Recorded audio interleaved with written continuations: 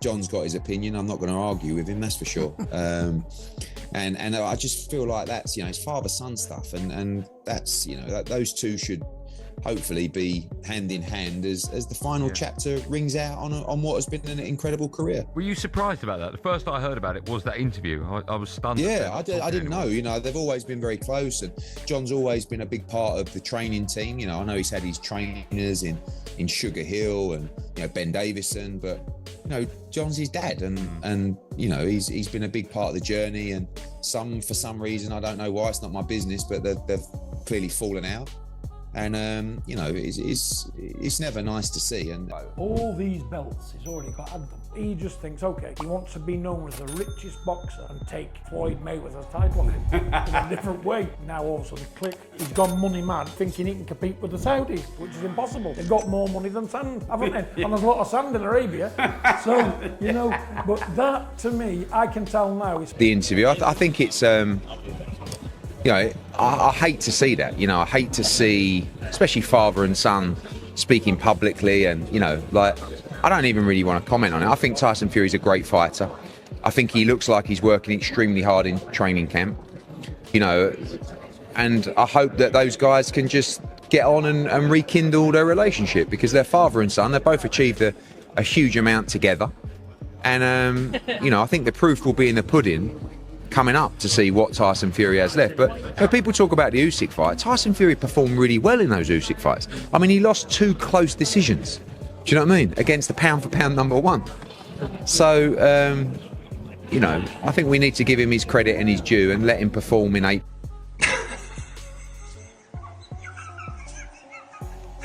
There's your answer.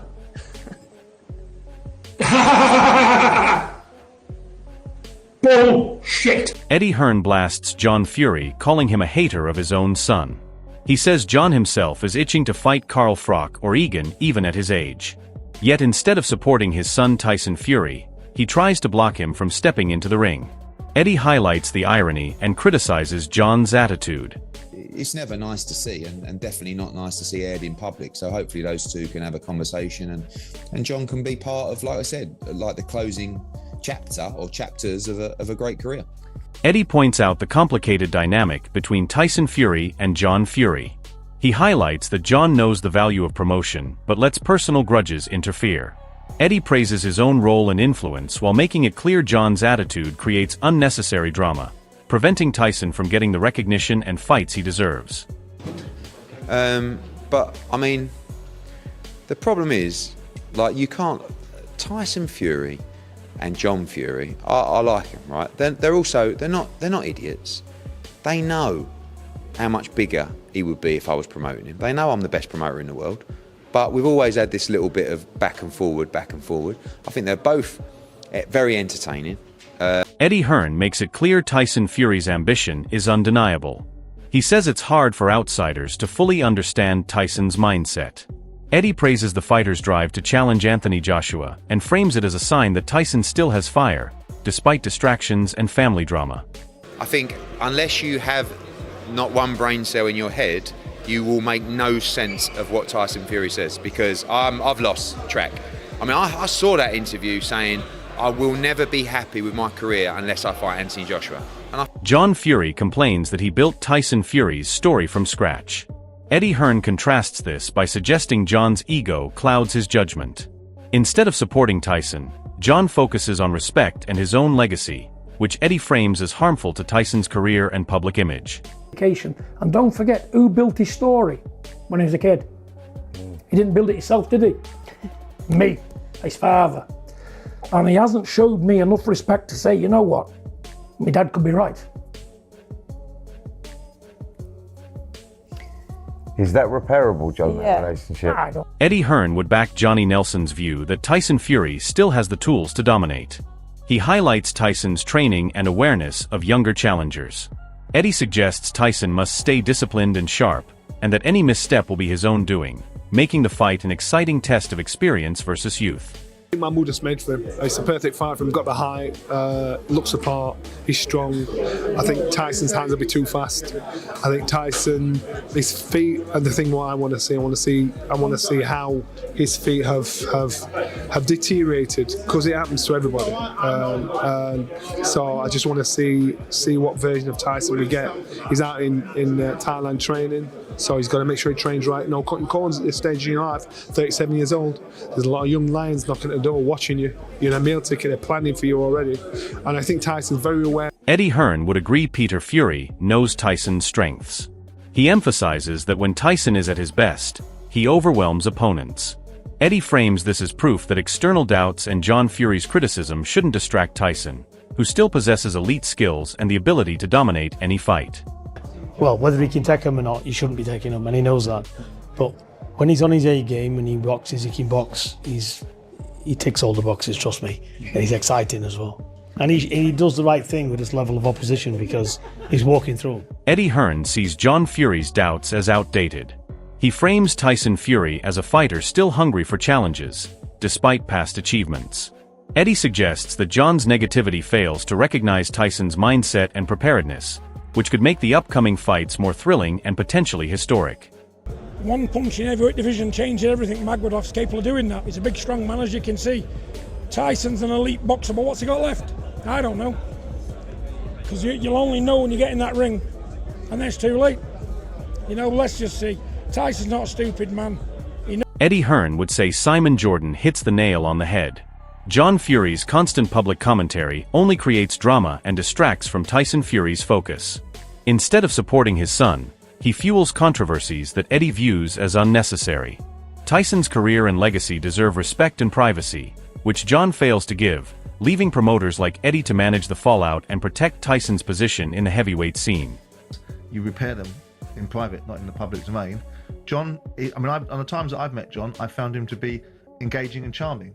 But there's other times when I've seen him on, whether it's an act, or curated or whatever, it's boorish, it's unpalatable, it's unpleasant. When you headbutt Ukrainians in front of, Saudi royalty and behave yourself in a way that's not particularly appetizing, you get judged by it.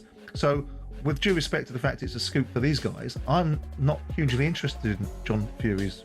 Eddie Hearn sees John Fury's criticism as overblown and destructive. Eddie would argue Tyson is far more capable than John gives him credit for. While John focuses on perceived weaknesses, Eddie frames Tyson's experience and discipline as the real advantage. He would say critics like John only distract fans from appreciating Tyson's preparation and readiness for the challenges ahead. I'm not seeing what John said, but obviously I suppose he's in a position where he knows his son, he probably knows the best version of him, and he's probably looking at him now and just feels that it isn't. I think all questions will be answered on the 11th of April, won't they? And we'll see what he's got now. Eddie Hearn would highlight Tyson Fury's mental focus here. Despite family drama and critics like John, Tyson stays true to his own lane. Eddie sees this as a sign of discipline and experience. With a trusted team and no distractions, Tyson can prepare fully for the next challenge, showing that outside noise cannot derail a champion. It's pretty level going up to the 10th round, and I think he let Usyk do it in the last round. He picked more. That's where he comes into his own, those penultimate rounds. And when you get there, 9, 10, 11, 12. In the championship rounds. Eddie Hearn would argue Shane Fury makes a valid point, but also frames it as motivation. Tyson Fury has achieved everything outside the ring, yet he returns for the challenge. Eddie would say this proves Tyson's hunger for greatness still drives him, making him unpredictable and exciting for fans, and underscoring why John Fury's negativity cannot stop him. Even first, you get to a stage now that we're in, and people still want to hound him and still make assumptions, It's just, because it hasn't happened to them. That's the reality of it. It hasn't happened to them, so they don't know. Like I say, he needs to be left alone, and that's all I really want to say on it. And like I say, my heart and my condolences go out to him and his loved one. Eddie Hearn would say Shane McGuigan nails it. Tyson Fury's focus is untouchable, and he doesn't need distractions from John Fury or anyone else stirring up chaos. Eddie sees this as a clear sign that Tyson's team knows how to manage outside noise and protect his mental space. With or without his father's interference, Tyson can control the narrative and concentrate on the ring. Eddie frames this as proof that Tyson's professionalism and experience are unmatched. While John Fury might want drama and public debates, Eddie stresses the real fighter is in the gym, preparing for a dominant performance. Tyson's ability to detach from family conflict and ignore unnecessary criticism gives him a mental edge that most boxers cannot achieve at his level. Tyson, I think, used his dad to keep him involved and as a infiltrator, someone that can shout and scream and cause a bit of chaos and unrest, and I think he doesn't need that in this fight, so he might make a U-turn when he needs. Eddie Hearn would argue Liam Goff's take is valid for context, but clearly biased by John Fury's drama. Eddie sees Tyson Fury's resilience as stronger than ever. Yes, the Wilder trilogies were grueling, but Eddie frames it as proof of Tyson's experience, not weakness. Tyson's mental toughness allows him to return after challenges that would end most careers. Eddie also highlights that public criticism from his father has no impact on Tyson's preparation, and in fact, could fuel his determination. He views John's remarks as old-school, unnecessary negativity, while Tyson continues to evolve and focus purely on what matters in the ring. The fans see a fighter who adapts and remains dominant despite family conflicts. But he's saying that Tyson isn't himself anymore. And I tend to agree with John Fury. He's certainly not at his best anymore. I mean, how could he be after everything he's been through and stuff like that? So I tend to agree with that, right? But he was saying words to the effect of that the Wilder trilogies took. Eddie Hearn would call this classic John Fury drama. Eddie sees John's statements as destructive rather than constructive. Tyson Fury doesn't need approval from anyone, not even his father, to remain a champion. Eddie emphasizes that Tyson's focus, training, and career trajectory are unaffected by these emotional outbursts. While John Fury plays the victim, Eddie frames the narrative around Tyson's professionalism and mental fortitude. Public spats like this may grab headlines, but Eddie would say they have zero effect inside the ring. Fans should focus on Tyson's performance, preparation, and legacy rather than John's commentary. Eddie portrays Tyson as the true fighter in control, someone who turns external noise into fuel for success. I don't have people around me, never have and I never will, because I'm a psychopath. I can't have a million people around me because it doesn't work. I just have the same old people I've always knew, that's it. I'm not interested in making new friends, I'm not interested in what the next man's got, I'm not interested in what the next door neighbour's doing, don't care. Keep myself. Eddie Hearn would highlight Frank Warren's praise as undeniable proof Tyson Fury remains a force to be reckoned with. Physical condition, mental sharpness, and experience combine to give Tyson an edge.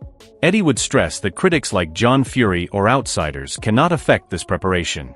The sheer power and technique Tyson brings make him a nightmare for any opponent. Eddie frames this as a statement that Tyson is ready to dominate, proving doubters wrong. Fans should be excited because a fighter in peak condition and peak mindset is a spectacle. Eddie portrays Tyson as unstoppable and fully focused on leaving his mark, showing why he remains one of the most exciting heavyweights in history. Tyson's looking in magnificent shape, best I've seen him in, to be quite honest, for a long time, and more importantly, mentally he's in a good place. And this is a big fight. He's in with a very, very experienced fighter who's a big man, big puncher. I think he's got a 90% knockout ratio. He's knocked out 17 of his opponents in the first round. So he can whack. And he's not phased about fighting over here. He fought recently over here and beat Dave Allen. And this is quite a tough comeback fight. The drama between John Fury and Tyson Fury has reached boiling point, but inside the ring Tyson remains untouchable. Eddie Hearn would say this is exactly why Tyson is in a league of his own. While John Fury plays the hater, trying to stir controversy and public debate, Tyson has focused purely on his craft, his preparation, and his mental strength. He has shown that no amount of family conflict can shake him. Mentally, Tyson is sharper than ever, his focus razor-edged and his physical condition at an elite level.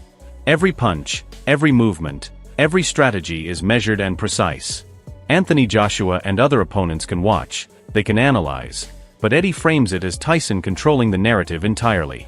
He has learned to turn distractions into fuel. If Tyson wins, it will cement his legacy as not just a champion but a master of mental toughness, proving the critics wrong.